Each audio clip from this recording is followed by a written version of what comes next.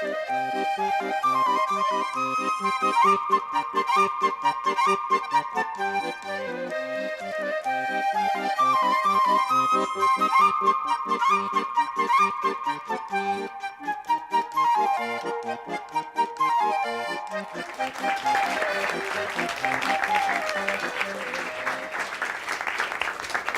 you.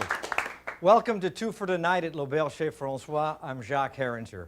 Today we're celebrating a lover's fall frolic. A menu that celebrates the bounty of the season. We have three wonderful dishes for you. We have two especially wonderful ingredients from this time of year: fresh pressed apple cider and oysters to make a unique and delicious soup.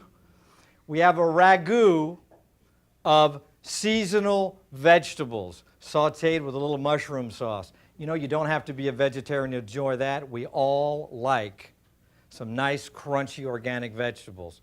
And la pièce de résistance, at the end, if you will, is crepe Suzettes. A classic. You know, the apple of your eye will love you if you prepare this for her. Our first dish is the oyster and apple cider soup. Eat oysters, love longer, and live longer.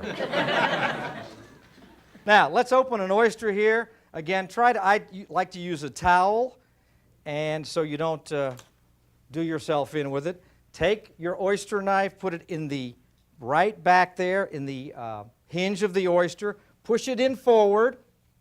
Then once you get it started, twist the oyster up like this, and very important, bring that knife back out and wipe it off because there's the casing, there's a little bit of dirt here. It's good for you. Minerals.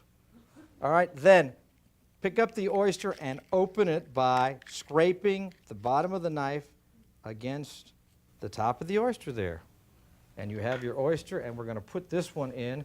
Sometimes there's a little debris there. Make sure to get that out. Think of how manly that is if you're there opening, or womanly, opening oysters in front of that special someone. Okay? Then they'll know they're really, really fresh. All right, we'll put the oyster in there.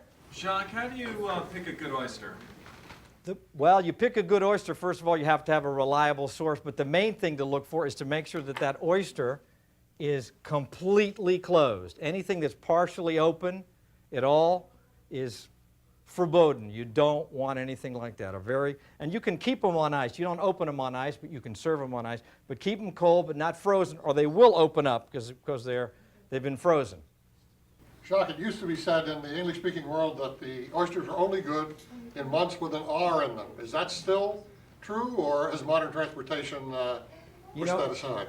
That's a very good question. If you go to Paris in June, July, and August, you'll walk down the Champs-Élysées and see any number of restaurants where they're shucking oysters right out in front. Today, with the fast trains and airplanes and what have you, you can get oysters year-round. As a matter of fact, it's been said that the better ones are actually in the spring, when the oysters are getting ready to, I can say it on TV, mate. They're all full of all sorts of wonderful enzymes and nutrients, and they're even better in the spring. All right, for this recipe, it is important to keep all the juices, all the oyster liqueur, if you will, because that's going to become an integral part of the soup. All right, we'll just put it right in there with those other oysters. That's my favorite lunch in Paris. A dozen raw oysters and a steak tartare.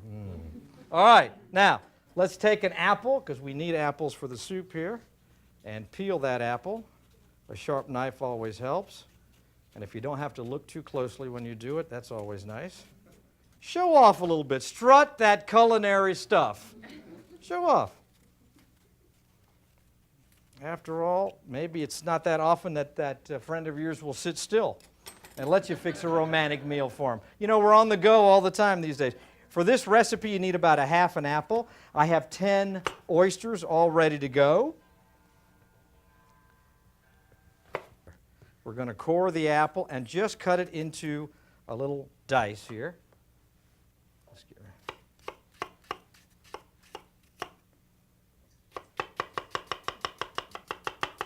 If you look, it's 2 points off.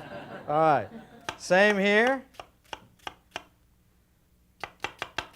In ancient Greece and Rome, lovers exchanged apples as a token of their affection. All right, now let's take our bowl right here, put the apples in the bowl. We have our fresh pressed apple cider right here. Okay, some apple cider vinegar or champagne vinegar or red wine vinegar to give it a little oomph. How about some Calvados? I'm sorry? How about some Calvados? You know you're a girl after my own heart. What are you doing after the show anyway? A little Calvados would be nice. A little salt and pepper. Some freshly chopped chives. And some finely chopped shallots. All right, we'll give that a stir right here. Now we're going to take the oyster liqueur, very important ingredient here, from our oysters and put it inside. Stir it up a bit. All right, now we're ready to do the presentation. Take a bowl right here and ladle half of our mixture of apple cider, etc., into the bowl there. That out of here. And then we're going to take our oysters, put about 5 per person, ought to be about right, and put them into the bowl. All right, I'm with you, 10, whatever it takes me, you know. Put 5 in like this. All right, and now we're going to take a little more pepper. This is your presentation. You can certainly make this ahead of time. Make the apple cider and all that ahead of time. Make sure that if you cut the apple up that you put it into that cider. That'll keep it from turning color.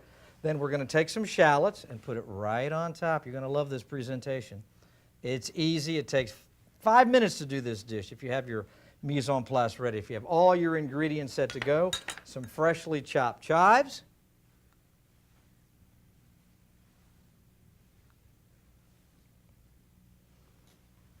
Voilà, c'est magnifique.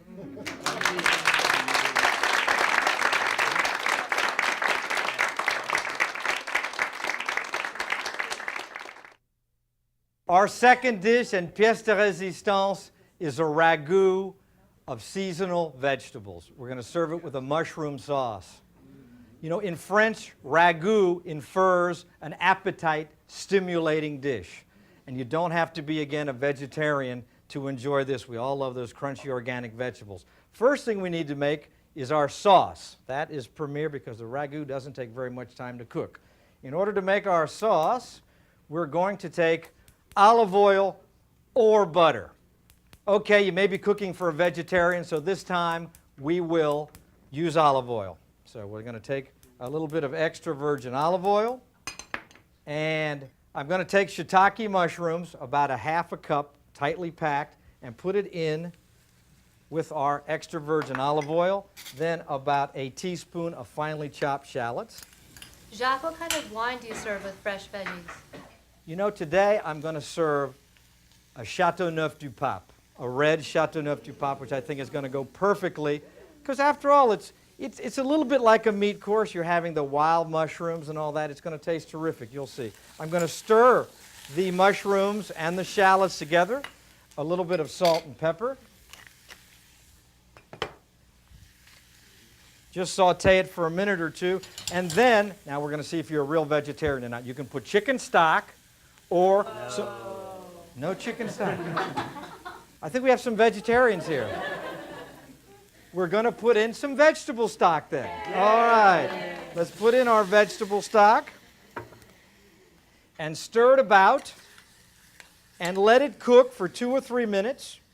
In order to save time, I'm going to play like it's been cooked for 2 or 3 minutes. All right? And then you take, well, you either take one of these immersion wands, or you put this into a Cuisinart, a food processor. Now, these are nice to have at home, but Let me show you what we use here at the restaurant.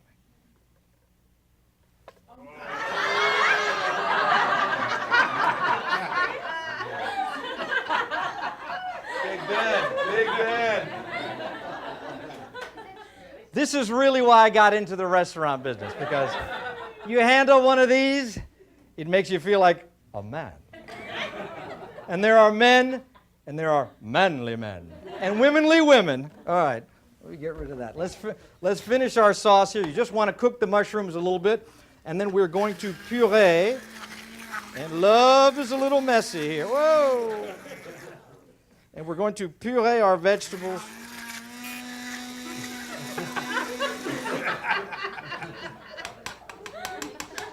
And there you have your mushroom sauce already nice and pureed. All right, let me get rid of the wand here. All right, we've made a mess here. Make a mess, but I must warn you again, if you're wearing only an apron, which is your preferred dress for a romantic meal, be careful, stand back a little bit. All right, let's assume our sauce is ready over here. Oh, let me clean this up a little bit. There we are. Now, we're going to take another pot right here. Why is this the best way to cook vegetables? You don't ever, if possible, want to boil a vegetable, because all the goodness and nutrients go down the drain with the water. Here we've boiled it in there and left everything in here, and in this case we're going to take all the vegetables and cook them right in the pot so all the flavor and goodness stays with it. I can't help it this time. I'm going to use butter.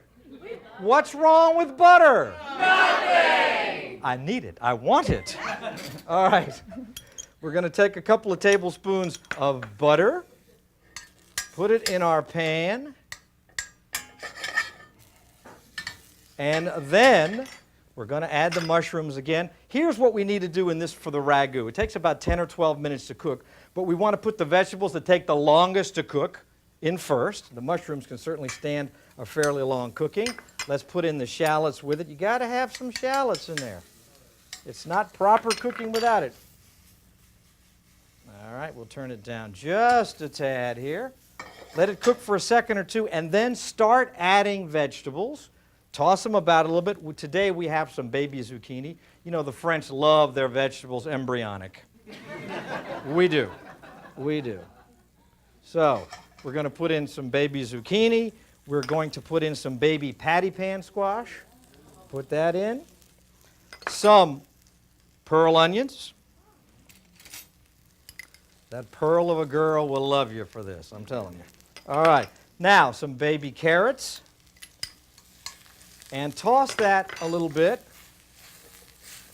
Watch out if you're wearing only the apron again. I mean, don't blame me here. Then we're going to take our sauce and put it in with the vegetables.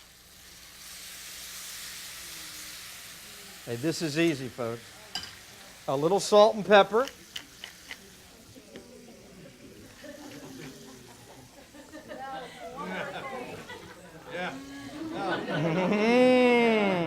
You know, I really wish you could have some of this for dinner. I honestly do. It's too bad. Now, let's pretend that it's cooked for a little bit, and we're going to put the rest. We have some asparagus tips, right? Some sugar snap peas. Of course, someone wearing only an apron has picked all these and sorted them for you. But this dish takes about 10 minutes. Get to dinner. Say it again? I'm surprised you ever get to dinner. Well, hopefully you don't get to dinner. What makes you think, this is not about dinner? Escoffier, forgive me. All right, we're going to mix it all up and cover it and let it cook. As I say, you let the first few vegetables cook about 8 or 10 minutes, then you add the more tender vegetables and let it cook, and then when it's done, and I happen to have some already ready here. This is TV, folks. You understand, of course. All the goodness and nutrition of all the vegetables is in there. It takes just 10 minutes or so to fix. Let me show you how to serve this. Let's get a nice plate here. We'll take all right.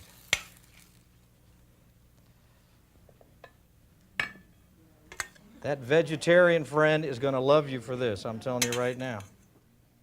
I like my vegetables a little crunchy. You know, they're great raw. These little vegetables are good all by themselves. This dish can, of course, be prepared year-round. And we buy seasonal vegetables from all over the world. So when it's not the season here in Virginia, it's the season in California or Guatemala or France or somewhere. And what I really particularly like about this dish is that you have an ensemble with individual flavors. It's a bit like a symphony, if you will. The crunch of the zucchini, the really hearty flavor of the shiitake mushrooms, all together in one plate here. Ah, it's delicious. Vegetarian or not, everyone's going to love this dish. Voila!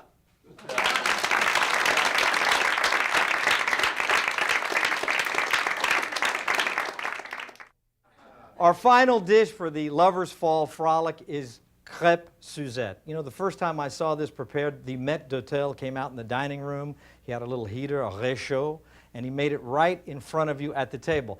And I suggest you do the same thing for that special someone. Wearing only an apron, of course. All right. First thing we need is a crêpe, so let me make a crepe batter for you. Who were you with when you first had this dish? Actually, I was with my godmother, believe it or not. Hey, it wasn't. I thought it was a niece. No, I wasn't with my niece at that time. No. All right. We are going to take an egg, one egg, and I'm going to use evaporated cane juice. It is the whole juice from the sugar cane pressed and dried. It's less refined than white sugar. All the minerals and goodness is still in there. Okay, it's still sugar, but there's a little bit more into it than the white sugar, all right? You know, you want the best and the healthiest meal, even though a dessert, oh, it's not that healthy. Yes, it is. We're going to put all the good stuff in there. We are going to take our flour, unbleached pastry flour, if you can find it. Put it in with the sugar or evaporated cane juice, whichever one you're using. Actually, you could use honey with this too. You'd have to heat it a little bit and melt it. Maple syrup would certainly work in the crepe. Then we're going to take some milk and mix it in. Full milk, or can you Whole use milk. 2%? Pure whole food. Anything that's reduced or light, you don't want that. I mean, do we really think we can take pure whole food, remove things from it, and make it better? I mean, I just don't think it works that way. It's just impossible. All right. All right, now we're going to take some butter. What's wrong with butter? Nothing. And I've melted the butter. If you melt the butter and make a slightly browned butter, it really gives a little nutty taste to the crepe. So we're going to put that in slowly, not too hot because we don't want to start the egg cooking. And a little vanilla extract can also be acceptable if you want it. Mix and match some of the flavors. Some orange zest in here would be perfect also. Now, you want to make the crepe batter ahead of time, and you want to make the crepe ahead of time. Make them the morning before or even the day before, or make a whole stack of crepe and put them in the freezer. The trick is to make sure that you let them all cool before you stack them, otherwise they'll stick together. Make the crepe, lay them out, let them cool, and then stack them up. All right, I think we have some, by chance, some already prepared crepe batter. All right, now let me show you how to do one crepe. Here in the kitchen, the crepe pan is used only for crepe, nothing else. Qu'est-ce que le nom Suzette vient? You know, that's a very good question. We don't really know. Where does the name Suzette come from? You know, it's lost in, I looked it up and I couldn't find anything. I assume that a chef named it after a worthy Suzette, which is a diminutive for Susan. And I'm sure there was a crepe Carol, a crepe Jacqueline, a crepe Christiane. As a matter of fact, that guy took it right out of my book. Honey, I named this dish after you. And I thought of that. Oh, well. All right. We're going to put the butter into the crepe pan. Okay, you can use oil if you want. I don't recommend olive oil, however, because it'll give it a little flavor. Soon as the butter begins to brown, take your crepe batter and put it in the pan. We need a little bit more heat here. There we go. and twirl it around. You want a thin crepe, like so. And just let it brown for a second. Is that a Teflon pan or a stainless steel pan? This is actually not Teflon. You can certainly use a Teflon pan. This is a special non-stick pan. They've come out with metal pans now that are relatively non-stick. It's kind of a new technology. And this is what we're using today. All right. Now, once the batter sets, hopefully here, we want to brown it on one side. And flip it over. I think I was more surprised than you were. And we're going to brown it on the other side, and you have a crepe. You know, in Alsace, crepe, large crepes are a specialty. You see them all over the place. You can put all kinds of filling, seafood, and they're just terrific for dessert. All right, here is our crepe, all ready to go. And now the crepe Suzette. The maitre d' would come out with a nice copper pan. He'd have his little heater on there. You know, you could actually take a little heater. You see those little burners that they sell at the food shop? You could go into the bedroom and make your crepe Suzette. You know, after those vegetables, you'll be full of life and pep and ready to go. So, that's going to take, and I can't help it, we've got to use butter for this. What's wrong with butter? Nothing. Absolutely nothing.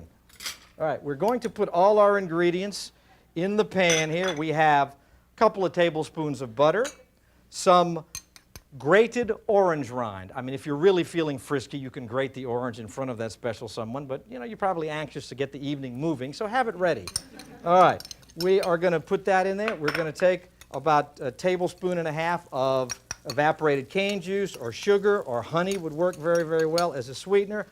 And you could also press that orange in front of your special someone, but that's going to take all day too. And put that together in your flambe pan. Let it melt, and what we want to do is get it to melt and reduce, to thicken up, to make an orange syrup. Now that takes 2 or 3 minutes here, and I just happen to have some already reduced. What a surprise, right? All right, let me move that over here. We're going to heat that up. That looks awfully dry. Here's what I'm going to do. Suppose you reduce it. Suppose you're watching your special friend instead of watching your pan, which is probably a lot more interesting than the crepes in the pan. You can always, if you over-reduce it, put a little more orange juice in there and give it a boil. Anytime you over-reduce a sauce, add a little cream, add a little liquid, give it another boil, and you can get that consistency right back where it's supposed to be. Now, we're going to let that heat up. And for a crepe Suzette, you need an orange liqueur. Gotta have it. I happen to have some handy right here. You know, I probably should taste it to see if it's all right. If you put it in a glass, it's drinking. If you put it in a bowl, it's tasting. Watch it here before I burn my syrup. Let's put it in here. Oh man, that is good.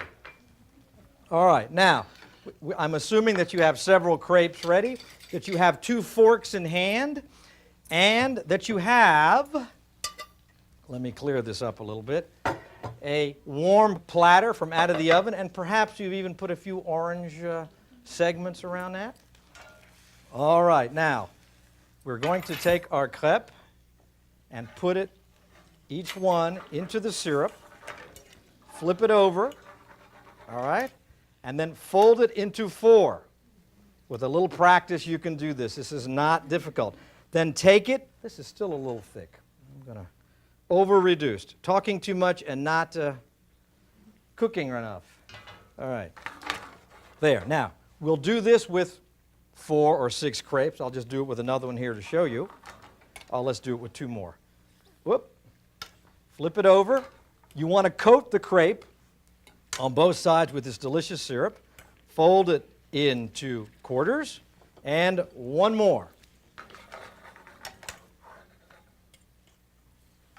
And that worthy Suzette, or Carol, or Christiane, or Donna, or Danielle will be awestruck as you're deftly preparing these things right before her very eyes, or his very eyes. Now, of course, we have to flambe it, naturally. You think it's still okay, or should I taste it again? I'm sure it's still okay.